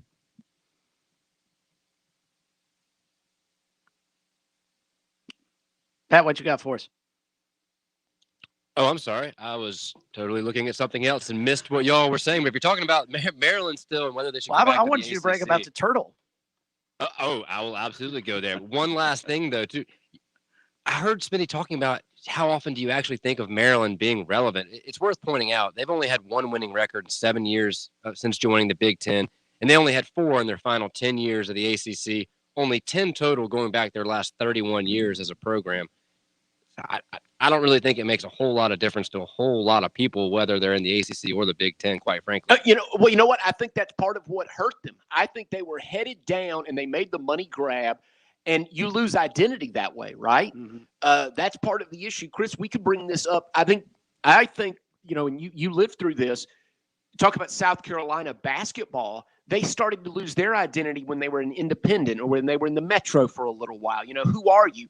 It wasn't until they've been solidified in the SEC that they were able to really get their identity back as a program. I think Maryland's suffering through that right now. Who are you? You're a Mid-Atlantic team. Who are you recruiting against? Who don't you like? Who do you play? what kind of academic status do you have in the grand scheme in the Big Ten? It's that you don't really, Maryland football does not have an identity. We all know they wear Under Armour. We all know their helmets are ugly. That's all we know about Maryland football right now. They've lost their identity since leaving the ACC. Oh, gosh. And yeah, so to what you were asking, too, those are great points, Smitty. While at the beach this past week on vacation up at Pawleys Island, beautiful area. You're not far away from there, Chris, and I'm quite jealous. The Grand Strand is beautiful. Love it. Anyways, I love crabbing. We had a dock. I love having crab trap out over the side of the dock, checking it once or twice a day. We had lots of kids with us. I thought it'd be exciting for them to see it. Well, caught something I've never caught in my 35 years of life in a crab trap was actually a diamondback terrapin, which is the official mascot of the Maryland Terrapins, is a diamondback terrapin. And this thing was beautiful, vibrant colors. I fully understand now why the Grateful Dead was so obsessed with those creatures, is they are quite, quote, psychedelic. And the kids loved it. Just every part of its body was a different color, lots of different designs on it. And that's about the extent of my knowledge of them, and about as much as I care about the Maryland Terrapins, to be frank. It's a cool looking turtle, though. Pat took a picture and sent it out to us. Really, really cool. But if you'd like to read that story, you can check it out at fansided.com. It's SaturdayBlitz.com and answer the question they posed. Should Maryland football go back to the ACC? All right, quick heads up for tomorrow. We've got a busy show planned for you tomorrow. Dawn Staley is actually scheduled to have a press conference about USA Olympic basketball, so we may bring some of that to you tomorrow. Plus, Carrie Tharp will be with us to chat about the great finish in Atlanta yesterday as Kurt Busch is able to hold off Kyle Busch as the brothers go 1-2 in Atlanta. And Kyle Busch goes on a terrific rant, as he is wont to do after winning the Xfinity race, which may have been his last race in the Xfinity series, and says he wants a piece of the asphalt of real Atlanta before they mess it up and repave. So we'll talk with KT about that tomorrow. And also the brand new head football coach, presumably, he's going to be introduced tomorrow, and then we'll have Bobby Lamb on with us tomorrow night at 6:30 to talk Anderson Trojans football. It'll be the first time that's been a main subject of discussion here on Sports Talk, so looking forward to that coming up on the show tomorrow. Before we get out the door, though, you may have seen this a bit earlier today. Stephen A. Smith of ESPN fame is paid for his opinion. Not quite as well as Smitty and Pat and I are, but nonetheless, he is paid for his opinion nationally. And today, Pat, you got the audio ready for us? Ready to go. Today, he may have stuck his foot in his mouth so far, it may take a while for him to get it out about Shohei Ohtani and what he had to say about him being the face of Major League Baseball. And I understand that baseball is an international sport itself in terms of participation. But when you talk about an audience gravitating to the tube or to the ballpark to actually watch you, okay, I don't think it helps that the number one face is a dude that needs an interpreter so you can understand what the hell he's saying in this country. And that's what I'm trying to say. And I understand that baseball is an you knew he stepped out of bounds. But the question I have, Smitty, you being a lifelong baseball guy, how far off is he when he's talking about a player who is as popular as they come right now in Ohtani, not being able to speak the language in the company in which he, in the country rather, in which he plays the sport? Yeah, when I hear this, I think we can acknowledge, sometimes we go to great lengths to make sure that everyone knows where we're coming from. We can acknowledge Stephen A. Smith is often a provocateur for ratings' sake, right? Can we just say that so we can start and put that aside? Because I think we all know that he's always trying to push boundaries and sometimes using incendiary language, on purpose. But if we really get to the crux of what he's talking about, I think, yeah, it's pretty obvious baseball is best served if its brightest stars connect with the United States audience, right? In the country where 29 of the 30 teams are located. And that's not just about a language barrier. I think he may have missed the mark on something. I think it has less to do with Shohei Ohtani and more to do with the Los Angeles Angels. This is a team that just does not move the needle. A lot of people have blamed Mike Trout for not stepping out and being the face of baseball. It's hard to do from there, and that's the second largest media market in the country. But Ichiro, in my estimation, was much more popular out of Seattle than even Mike Trout has been out of Los Angeles. And I think Ohtani's going through something. You complained about the late start times earlier last week, Chris. The Angels play, not only do they play late at night, usually their game is meaningless, right? So if it's not Ohtani making headlines, we don't care about the Angels. He needs to be, the Angels would be, we talk about realignment or, with Maryland and getting back in the ACC and how that would serve them. I think if any franchise needs to get out of the shadow of the Dodgers and get to Las Vegas or Charlotte or Nashville or something, it is the Angels. I think their bigger issue is not whether or not Shohei Ohtani can speak English when they put a mic in front of his mouth after the home run derby tonight. I think the bigger issue is no one cares about the Angels. They don't move the needle. The Dodgers are out there. The Giants are out there, but their stars work. The Angels' stars do not. Pat, you want to weigh in? I'm not sure I'd ever really thought about that before, but he may have hit the nail on the head. I mean, they had that one great year under Mike Scioscia where they won the World Series, but I mean, that's been a couple of decades now. And ever since then, they have arguably two of the top best, maybe even the two best overall players in Major League Baseball right now. I'd say two of the top five at worst. And nobody ever gets to see him. And now Trout's locked up there with a massive contract that may go through the rest of his career, at the very least through his prime. And now seeing Ohtani, I mean, this man may very well be the closest thing to Babe Ruth we've ever seen. I mean, that we've had in baseball in 100 years. And I do not think that I'm out of line saying that, to be perfectly honest. And we hardly ever get to see him. And if Major League Baseball really wanted to improve their numbers, their viewership, or get the next generation involved with wanting to play baseball, they may want to try to figure out a way to get these guys on TV as often as possible to get as many eyes viewing them as possible and wanting to buy their merchandise or seeing them play. And Smitty may be right. If they were to go and get a restart somewhere like Vegas, where the Raiders now, for instance, are an attraction.